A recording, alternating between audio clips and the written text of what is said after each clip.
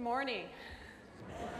We took a little bit of the literal view of making connections with boxing gloves this morning. What we wanted to try to do is show that there are some things that, as teachers, defeat us, and we wanted to knock them out for you. Get rid of those crazy multiple priorities, the fatigue, the lack of motivation that sometimes kill us throughout the semester. So, you now have a clean slate. You get to start the semester anew and not have to worry about any of those things. So we build connections a lot of different ways. We build connections through songs even. And you may have noticed we featured a particular song today, but I happened to be talking to Bill Potter the other day, who was sitting in the back, and we were talking about songs. What's your favorite song? And he shared with me that one of his favorite songs was the Rolling Stones, You Can't Always Get What You Want. Everybody laughs. But it's a great song. It's really catchy. And so I was thinking about, cruising along Northland Drive, seeing Bill in his car jamming out to the Rolling Stones. I could see that. So watch for him. He's out there. Also, I talked with Trinity Williams the other day. Again, we were talking about songs. It was kind of the theme of the day. And she shared with me that she likes the song by Adele, Rumor Has It, because it's got such a great beat. So if you don't see Bill on Northland Drive, you may see Trinity in downtown Big Rapids. So again, keep your eyes open. These people are out there. As you may have guessed, one of my favorite songs is Stronger by Kelly Clarkson, the one we just featured. And although the lyrics might be a tiny bit cliche, I think all of us can think of a time where we have gone through kind of a tough experience, and because we've lived through that experience, it's actually made us stronger. I think all of us can kind of relate to that. I can tell you from experience that I wouldn't have been up here today doing this crazy dance number in front of you if it hadn't been for the 7 people that were up here with me. And a lot of that is about making connections. We met a lot of different ways. Christy Motes and John Gray and I were all hired 6 years ago. So we actually went through the new faculty transition program together. So that's how we met. And I had the privilege of working with Andrew Peterson in the Faculty Center. Paul Zuby and Rachel Folk are my humanities department colleagues, as well as John Gray. And then Maria McNeil and Arinze O'Carey, we met in new faculty orientation last year. Out of the people that were up here, 5 of them are new faculty within the last year. So pretty impressive that they were able to get up here and do that. But it's all about connections. We make connections with people inside our discipline, outside our discipline, with the community, and also with our students. And so it's those connections that we have that actually make us stronger, that give us courage sometimes to go outside the boundaries and do things that we wouldn't maybe ordinarily do on a given day. And when I think of the word courage, I actually think of one of my students. I actually have a picture that comes to mind, and his name is Nate Winkler. It's possible that some of you may have him as a student in your class because he's still attending Ferris. And he might look like an ordinary student to you, but he's actually very extraordinary to me. And today he's graciously given me permission to tell you his story about his journey through my public speaking class. It all began in Star 226. It might be a classroom that you recognize. Some of you probably teach in this room, possibly. Not anything super special about it. It's a classroom, like what we do every day. So when I met Nate, it was the first day of class, very similar to what we're going to be doing in a week, where you are going over your expectations, you're answering questions of your students, and you're literally trying to figure out, this is the roadmap, doing some building community, trying to get your students to know each other. And it was the last day of class, or the first day of class, excuse me. And I was cleaning up the room, and he was still there. He was waiting for me. So I walked over to him, and I said, Nate, what's up? I said, how can I help you? And he said, I need to ask you a question. And he was very serious. And I said, okay. I said, what is it? He said, I need to know if I can pass your class. Okay? Now, as teachers, you probably are smiling right now because you've heard versions of that question several different times. But this time was a little bit different because it took Nate literally 2 minutes for him to get that out, for him to actually ask me that question. And you're saying, what? You know, how could that even be? Well, Nate had a severe stutter. He had a lot of difficulty getting the words out, and so that's why it took him so long to ask me that question. It was an impromptu question, not my favorites. So I had to think for a little bit because I wasn't really sure how I wanted to respond to what he was asking me. So I took a deep breath and I said, well, Nate, I said, it is a public speaking class. I said, we have 4 speeches that we do in this class. And I said, but there are other things too. There are papers, tests, outlines that you have to do, but the majority of the class is speaking. And I can see now why you asked the question that you asked. I said, here's the deal. I said, I'm not going to lie to you. It's going to be hard. It's going to be hard for you to do this class, but I'm in if you're in. I said, you know, I'll do what I can to help you. If you need to practice your speech with me before you give it to the class, that's fine. You know, I'm in. And he said, okay, let's give it a shot. So from that point on, we went on this journey together. And literally, the first probably, I want to say 2 or 3 weeks of class, I do a lot of activities where students have to talk to each other because it's a public speaking class.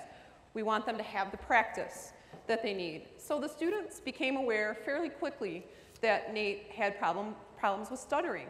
And so they were, you know, able to observe it. But the true test was when he came up to give his first speech. Their first speech is a 2 to 4 minute speech, and they're asked to tell a story. It could be a most embarrassing moment. It could be a proudest moment. It could be a story with a lesson that they learned in their life. But Nate wisely chose to talk about himself and his journey with the struggle of speaking in public, which was very wise on his part because it gave us a glimpse into his life. So he got up there, and I think I was more nervous than he was for obvious reasons. I was just like, oh, I hope he does okay. So he got up there, and it was rough. You know, like I said, I knew it would be, especially for a first speech. If you know anything about someone who stutters, the stress and anxiety that you experience is even worse. It makes it even worse, right? You know what I'm talking about? So literally, you know, he's got 30 people staring at him. He's trying to do this. He talked about how when he was 13, his grandparents got him help with a therapist in Virginia. So he actually got to go to a class and be with other people that had some of the same challenges. If you're familiar with the King's Speech, he learned some of those techniques of chunking his words and using pausing to help him kind of get through his speaking. And so we really got a better understanding of his journey through life and what the struggles that he had had. So of course, when he got done, it was a little longer than the 2 to 4 minutes that was planned. But I tell you what, you could have heard a pin drop in that classroom. It was absolutely amazing how much the audience was paying attention and wanting him, in my mind, wanting him to do well. But I was still nervous after he was done because I asked my students to evaluate each other. They are asked to constructively give a strength and a weakness for each speaker that speaks. They have to write it on a piece of paper with their name so that there is some accountability built in there. So everyone wrote down their comments and they handed them directly to Nate. The scary part as a teacher is I don't get to read those. Those go directly to the student. So I was really kind of nervous about that. But I knew that if Nate came back to class and continued coming to class, that all was okay. And he kept coming, he kept doing his work, we kept talking, and he was growing, he was doing much better. So, and I later learned through his self-evaluation paper that he was very encouraged by the comments that the class gave him after he gave his first speech. So I think that was really key in his development process. So the semester went on, and one of the earmarks, I guess you could say, of a public speaking class is about halfway through of every semester, we have the opportunity to have our students compete in a public speaking contest. We're kind of competitive in the communication area, so we all try to get our students to compete, and then we kind of, razz each other about how many people do you have in the contest, so we have this competitive thing going on. So I always try to get at least 2. That's kind of my goal for each class. Well, surprisingly, I had 3 people that entered. One was Ricky, one was Jocelyn, and Nate wanted to be in the speech contest. I literally was shocked, but I was so happy. I just said, wow, that's great. I'm glad you want to do this. This is wonderful. So the night of the speaking contest came. I had Ricky, Jocelyn, and Nate competing. When we split them up into different rooms. So Nate and Ricky were over here. Jocelyn was in a different room. And because I was judging, I don't get the opportunity to actually see my students speak unless they make it to the final round. So the round got done. And I'm looking all over for my students. I can't find anyone. All of a sudden, I see Ricky and Nate over in the corner, and they're standing there. They looked like they had won the lottery. I mean, they had the biggest smiles on their faces, and I couldn't figure out what the heck was going on. So, of course, I had to go over and find out. So I walk over to them, and I look at them, and I say, how did it go, you know? And Ricky said, well, he said, my PowerPoint didn't work, so my presentation didn't go super well. I think I got knocked down for that. And I said, oh. And then I'm still mystified. I'm looking at him like, you know, so why are you smiling? But before I could ask the question, Ricky said, but Nate did so well. He did even better than he did in class. And so then I realized that's why they were both smiling. And I said, well, that's great. That's just wonderful. Well, it didn't end up being Ricky or Nate's night that evening, but my other student, Jocelyn, who was in a different room, ended up going to the semifinals, and she won the contest. So we got to celebrate on a different level for a different reason. One of my first international students that ever won a speech contest. So that was really, really cool. So we had all these really neat milestones throughout the class time. So we get to the end of the class, towards the end of the class, and one of the things I asked my class to do is vote for most improved speaker and best speaker. All right, so they all vote. Not surprisingly, Nate won most improved speaker, and Ricky won best speaker. He edged out Jocelyn just by a little bit. So those were my two winners, but I don't give that out till the very end of class. So we get to the end of class, the very last class that we're going to have, and I'm excited to give these awards out. I'm so excited. But Nate wasn't there. Nate wasn't in class. And so I'm doing, as we do as teachers, trying to stall, trying to, you know, rearrange the room, do some small talk. And I waited about 5 minutes. I could tell people were getting restless. He still wasn't there. And I'm like, darn it, you know, he's not here. But I had to go ahead with it. I gave Ricky his award. Everyone was real happy for him, clapped. And then I got to Nate. And I said, I'm sure as an audience you're not surprised that Nate won most improved speaker. And that's awesome. I'm so glad you recognize the improvement that he's made over the semester.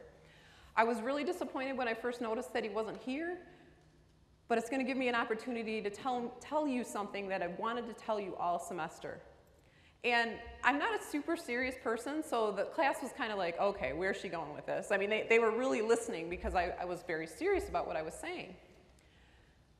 I said, you will never know, this is to my class, you will never know the impact that you had on the student's life. He came to you very vulnerable, basically putting himself out there for the world to see, which is something he has not done in his career as a student. He trusted you. And thankfully, you embraced that.